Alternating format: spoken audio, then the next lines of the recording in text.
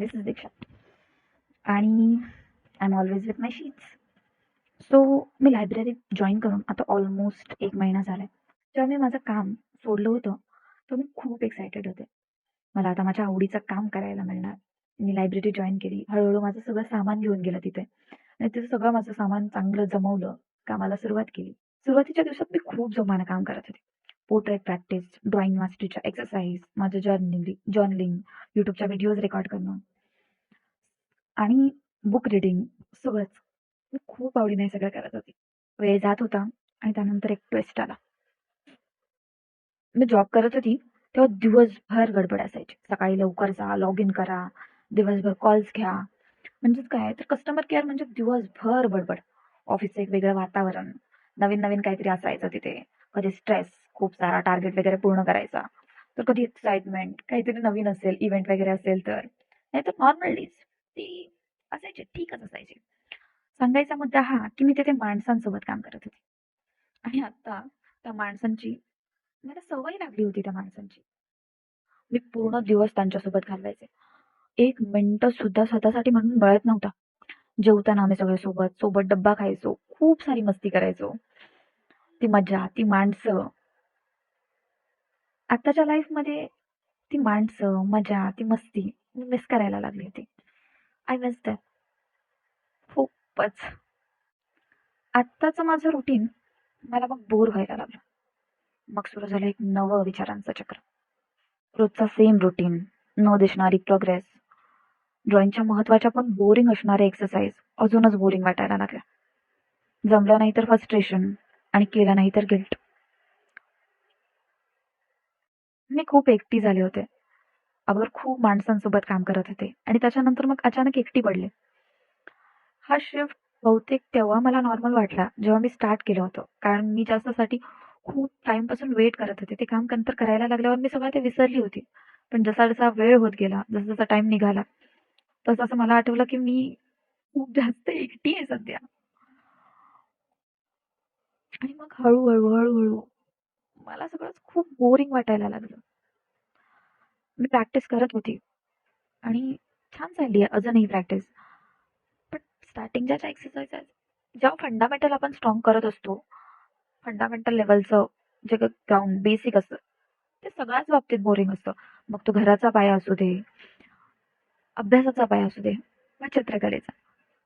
सुरुवात बोरिंगनेच चालू होते. जे काही नवं एक्साइटमेंट वाला पार्ट असतो, तो खूप नंतर, तो लोकांना दाखवायसाठी असतो, तो खूप नंतर चालू होतो. तर सध्या ती वाली फेज आहे की there are so many repetition in this practices. So आणि ही प्रोग्रेस खूप जास्त स्लो आहे. सो यात काही रिवॉर्डही दिसत नाही. प्रोग्रेस प्रोग्रेसही दिसत नाही. देर इज ही प्रोग्रेस जरा खूप स्लो आहे. सो मला हे पचतच नव्हतं ऍक्च्युली. आणि मग हरवल्यासारखं वाटू लागलं. सो त्यावेळेत ना, म्हणजे ऑफिसच्या वेळेतही जेव्हा कधी माझं मूड खराब असायचा, दिवस चांगला नव्हता जायचा, सो तेव्हा एक उपाय होता माझ्याकडे. That is ultimate solution of all our problems, tasty food. So so काही असलं तरी मग काहीतरी चांगलं चांगलं खायचं आणि मूड परत रिस्टार्ट करायचा आणि पुन्हा जोमाने कामाला सुरुवात करायची. सुरुवातीला हेच करत होतो आणि मग अजून भर पडली. भर कसली? तर इराणचं महायुद्ध जे काही चालू आहे सध्या. सध्याची परिस्थिती बघा. ते युद्ध काही थांबत नाहीये. आता त्या युद्धाचा आणि माझा संबंध काय? तर खूप आहे. कळलं का? त्याची प्राइस वाढली. सगळ्याची म्हणजे सगळ्याचीच. लिटरली ती प्राइस 10-5 रुपयाने जरी वाढत असली, तरी पण त्याचा सामान्य माणसाच्या लाईफवर खूप खूप फरक पडतो. पूर्ण एक्सपेन्स बजेटच हलतो आणि त्याच्यामुळे खूप प्रॉब्लेम्स फेस करायला लागतात.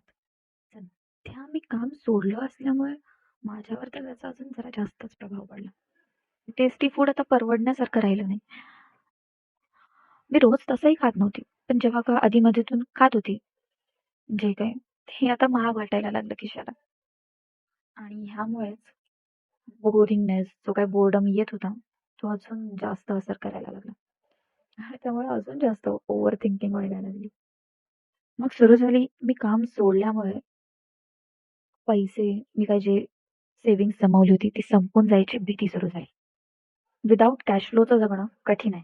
स्पेशली तेव्हा जेव्हा खर्चाची सवय लागलेली असते. बेसिक खर्च सुद्धा परवडत नाही आणि अशी नॉर्मल लाईफ जगणं कठीण आहे. म्हणून माणसं स्वतःची स्वप्न मारून कॉर्पोरेट कॉर्पोरेट लाईफ चूज करतात. कारण येणाऱ्या रोजच्या अडचणींवर मात करण्याचं साधन असतो पैसा. मीच लिहिलंय, पण हे आता मनापासून लिटरली असं झालं की खरंच माणसांना नॉर्म स्वप्नांचा पाठलाग करणं कठीण का जातं. तर जसं जसं वय वाढतं, जबाबदाऱ्या वाढतात आणि मग खरंच रोजच्या खर्चावर मात करण्यासाठी थोडा तरी काहीतरी इन्कम असावा, असं लिटरली मनापासून मनापासून वाटतं. मी कामाला जेव्हा जात होती, तर थोडाफार जो काही माझा नॉर्मलचा खर्च होता तो परवडत होता मला. पण आता जो काही खर्च होतोय, त्याने फक्त माझ्या अकाउंटमध्ये फक्त मायनसच होतोय सध्या. आणि ह्या गोष्टीची आता मला भीती वाटायला लागलीये, की एक्सपेन्स होत राहील आणि माझं अकाउंट हळूहळू खाली होईल. तर अनएक्सपेक्टेड खर्च सुद्धा येतात. सो आय फील फिअर की जर सेव्हिंग संपली, तर मला बॅक टू पुन्हा सगळं होतं तसं. प्रॉब्लेम्स आणि प्रॉब्लेम्स मी फक्त प्रॉब्लेम्सचाच विचार करत होते. अर्थात मी तेव्हा काम सुद्धा करत होते. कारण जर ते नाही केलं तर अजून गिल्ट आणि ते मला परवडण्यासारखं नव्हतं. सो मी प्रॅक्टिस तर करत होती, बट ओव्हर थिंकिंग खूप जास्त होत होती. प्रॉब्लेम्स, प्रॉब्लेम्स, नुसत्या प्रॉब्लेम्स. तुम्हाला रिअलाईज झालं, मी अगोदर लिटरली खूप वाट बघत होती, की कधी माझी कॉर्पोरेट लाईफ संपतीये आणि कधी मी माझ्या कामाला सुरुवात करते. इट्स लाइक की परफेक्ट टायमिंग चालू होणार, मग माझं मी काम चालू करणार. But every phase has its own problems. ते संपलं, तो वेळ संपला आणि त्या वेळेच्या प्रॉब्लेम्सही संपल्या. आता नवीन फेज चालू झाला. तर या नवीन प्रॉब्लेम्स. कुणाला माहिती होतं इराणचं युद्ध चालू होईल. सेव्हिंग संपायची इतकी भीती लागेल मला. काही दिवसांच्या सेल्फ ऑब्झर्वेशन नंतर कळालं की मी कॅश फ्लो नसल्यामुळे पैशांचा खूप जास्त विचार करते. मला कामाचा कंटाळा मुळातच नव्हता. पण प्रॅक्टिस जी मी करत होते, त्यात प्रोग्रेसही शो होत नव्हती. इव्हन ड्रॉइंग अशीच स्किल आहे की ती बिल्ड व्हायला खूप वेळ लागतो. आणि मला माहिती आहे की स्लो प्रोग्रेस आहे. तरीही पेशन्स, मला धीर धरता येत नव्हता. आणि धीर धरता येत नसल्यामुळे क्विक रिझल्टची सवय लागली असल्यामुळे फ्रस्ट्रेशन फील व्हायला लागलं. सो मग मी काय केलं, तर दिवसाच्या छोट्या छोट्या अचिव्हमेंट स्वतःसमोर हायलाइट करायला लागले. एक्सरसाइज पार्ट्समध्ये डिवाइड करून रोज थोडी थोडी कंप्लीट करायला लागले. मी स्वतःकडून खूप जास्त ओव्हर एक्सपेक्ट करत होते. खूप खूप काम करायला पाहिजे मी. पण मी खूप काम केलं आणि मी ते खूप नाही, पण मी करतीये. पण मी स्वतःपासून खूप जास्त एक्सपेक्ट करत असल्यामुळे मी ड्रेन आउट होत होते, की तू काही करतच नाहीयेस. आणि आय थिंक मला इतका स्वतःवर जोर नाही द्यायला पाहिजे. हवा तेव्हा ब्रेक घ्यायला हवा. म्हणजे स्वतःलाही रेस्ट करता येत आणि पुन्हा जोमानं मी पुन्हा काम करू शकेन. पैशांच्या बाबतीत मला सेव्हिंग संपून जाण्याची खूप जास्त भीती वाटत होती. मग मी माझ्याकडे जेवढे काही पैसे आहेत सेव्हिंग्ज माझी, मग त्याचं जरा चांगलं विश्लेषण केलं, की स्वतःला एक्सपेन्स किती लागणार आहे, महिन्याभराचा एक्सपेन्स काय असणार आहे, लायब्ररीसाठी किती पैसे लागणार आहेत, त्याच्यानंतर कॉलेज फीजसाठी किती मला ठेवावे लागणार आहेत. त्या सगळ्याचा चांगला मी हिशोब मांडला. चांगला अर्धा दिवस पूर्ण खपून त्याच्यावर. एक्सपेन्सेस मी ट्रॅक करायला सुरुवात केली. मी अगोदरपासूनही करत होते, पण आता जरा चांगल्या कसोशीनं पुन्हा मंथली एक्सपेन्स लिमिट ठरवली आणि ते सगळं मी फॉलो करायला लागले. जेव्हा आपण वाचवायला जातो ना एखादी गोष्ट किंवा एखाद्या गोष्टीची भीती असते, तर ती गोष्ट अजून जास्त व्हायला लागते. म्हणून काही अनएक्सपेक्टेड खर्च अजून व्हायला लागले. लाईक झाले काहीतरी. माझ्या भावाला मला थोडेसे पैसे द्यावे लागले त्याच्या कामानिमित्त. पप्पांना काही गरज होती. मीन्स असं नाहीये की मी देते वगैरे.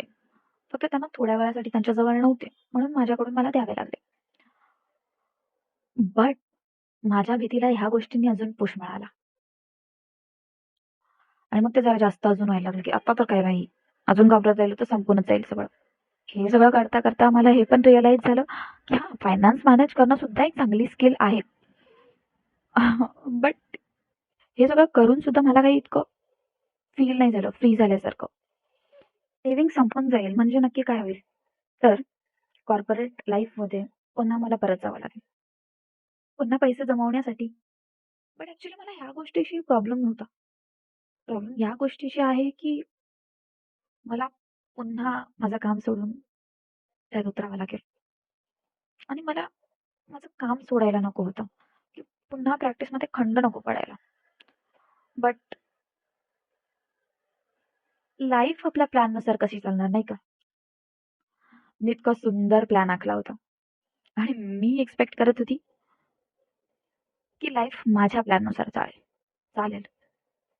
But it's not gonna happen. आपल्या प्लॅन्सची वाट नाही लावली, तर ती लाईफ असेल.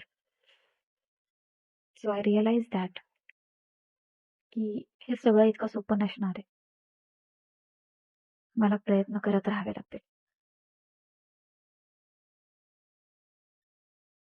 मी जे काही आता करतेय, ते वर्कआउट नाही झालं वा माझी सेव्हिंग्ज संपली, जे की माझा सगळ्यात जास्त भीतीच्या गोष्टी आहेत, फिअर आहे. तर मला बॅक टू कॉर्पोरेट लाईफ परत जावं लागेल फॉर मनी. त्याची मला फार भीती वाटत होती. सो आता मला हे एक्सेप्ट करावं लागेल, की जरी या गोष्टी झाल्या, कारण असं होऊ शकतं. I can't deny it. तर मला माझं आवडीचं काम करत राहण्यासाठी लागणारे मार्ग शोधत राहावे लागतील आणि त्यावर चालायची माझी तयारी असली पाहिजे. येस. की I have to accept that की जर मला पुन्हा ही सेम सायकल मीन्स पुन्हा सुरूपासून सुरू करायला लागलं, तर आय हॅव टू मी त्यासाठी रेडी असली पाहिजे. सो आय रिअलाइज दॅट की हे सगळं इतकं सोपं नसणार आहे. मला प्रयत्न करत राहावे लागतील. येणाऱ्या प्रत्येक नव्या प्रॉब्लेमसाठी तयार राहावं लागेल आणि ती प्रॉब्लेम लगेचच सुटेल असंही काही नाही. सो येणाऱ्या प्रत्येक नव्या प्रॉब्लेमला डील करणं डील करणं शिकावं लागेल. तेही आनंदाने. Like a game. Level up झाल्यावर गेम अजून हार्ड होते आणि जर आपण प्लेयर चांगले आहोत, तर खेळायला मजा यायला हवी. हे बोलता येणं इतकं सोपं नाहीये. But I try.